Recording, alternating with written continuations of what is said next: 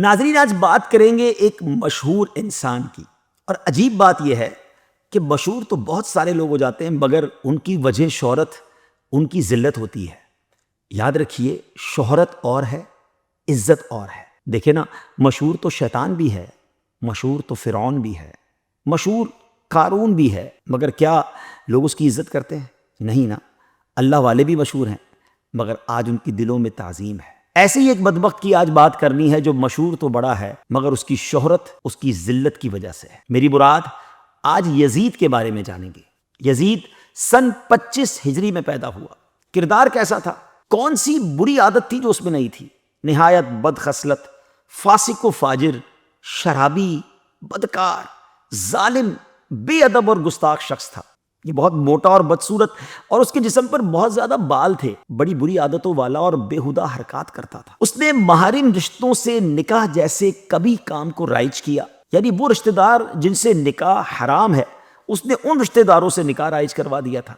اس نے سود اور دیگر حرام کاموں کو کھلے عام پھیلا دیا۔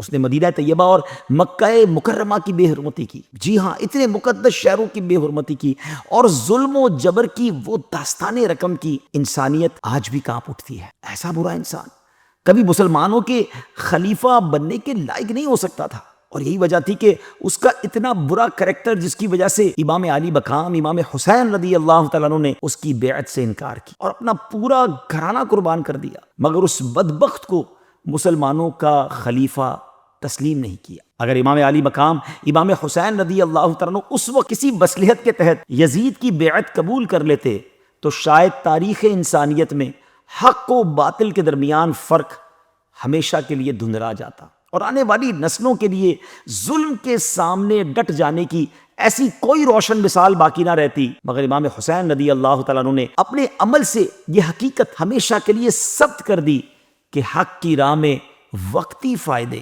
اور ظاہری طاقت کی کوئی حیثیت نہیں ہوتی۔ آپ رضی اللہ تعالیٰ عنہ نے اپنے اہل بیت اور جان نثار ساتھیوں کی قربانی دے کر قیامت تک آنے والے اہل حق کو یہ میسج دیا، یہ پیغام دیا کہ سچائی کے مقابلے میں باطل خواہ کتنا ہی طاقتور کیوں نہ ہو، وہ حق والوں کے عزم و حوصلے کو جھکا نہیں سکتا۔ آپ رضی اللہ تعالیٰ کی عظیم قربانی آج بھی ہر دل میں جرت، استقامت اور حق پر ڈٹ جانے کی شمع کو روشن کرتی ہے اور انشاءاللہ قیامت تک کرتی رہے گی۔ آپ جاننا چاہیں گے اس بدبخت کا، اس یزید کا انجام کیا ہوا؟ یزید قاتل اہل بیت، اس کا انجام بہت ہی برا اور عبرتناک ہوا۔ یہ اپنی موت سے پہلے ایک بہت ہی خطرناک اور اذیت ناک بیماری میں مبتلا ہو گیا تھا۔ پیٹ کے درد اور انٹسٹائن کے زخموں کی وجہ سے یہ ایسے تڑپتا تھا جیسے مچھلی پانی کے بغیر تڑپتی ہے۔ آخری وقت میں جب اسے اپنی موت کا یقین ہو گیا تو اس نے اپنے بڑے بیٹے معاویہ بن یزید کو اپنے پاس بلایا اور سلطنت کے بارے میں انسٹرکشن دینے لگا کہ اسے یزید کے بعد کیسے سلطنت کے معاملات سنبھالنے ہیں۔ وہ ابھی بولنا سٹارٹ ہوا ہی تھا کہ اس کے بیٹے نے نہایت ذلت اور حقارت کے ساتھ سلطنت کی آفر کو ٹھکراتے ہوئے یزید سے کہا کہ جس تخت و تاج پر آل رسول کے خون کے دھبے ہیں میں اسے ہرگز قبول نہیں کر سکتا۔ خدا اس منحوس سلطنت کی وراثت سے مجھے محروم رکھے جس کی بنیادیں نواسہ رسول کے خون پر رکھی گئی ہیں۔ یزید اپنے بیٹے کے منہ سے یہ الفاظ سن کر تڑپ گیا اور شدت غم اور درد سے اپنے بستر پر پاؤں پٹکنے لگا۔ موت سے کچھ دن پہلے اس کا کیا حال ہوا کہ اس کی آنتیں مکمل سڑ گئیں اور اس میں کیڑے پڑ گئے۔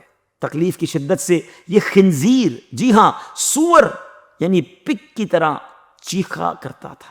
پانی کا قطرہ حلق سے نیچے اترنے کے بعد اسے سوئی کی طرح چبھنے لگتا تھا۔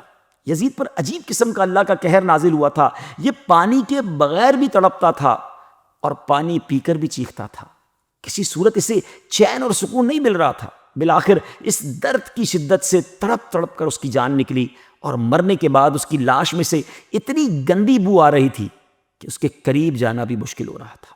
ہسٹری کی کتابوں سے پتہ چلتا ہے ناظرین کہ بنو عباس کے زمانے میں جب یزید کی قبر کھودی گئی تو اس کی ہڈیاں جل کر کالی ہو گئی تھی۔ یہ انجام ہوا اس بدبخت کا جس نے دنیاوی حکومت کی خاطر آل رسول پر ظلم و ستم کے وہ پہاڑ توڑے جنہیں رہتی دنیا تک بھلایا نہیں جا سکتا۔ شاعر کہتے ہیں نا، قتل حسین اصل میں مرگ یزید ہے، قتل حسین اصل میں مرگ یزید ہے، اسلام زندہ ہوتا ہے ہر کربلا کے بعد۔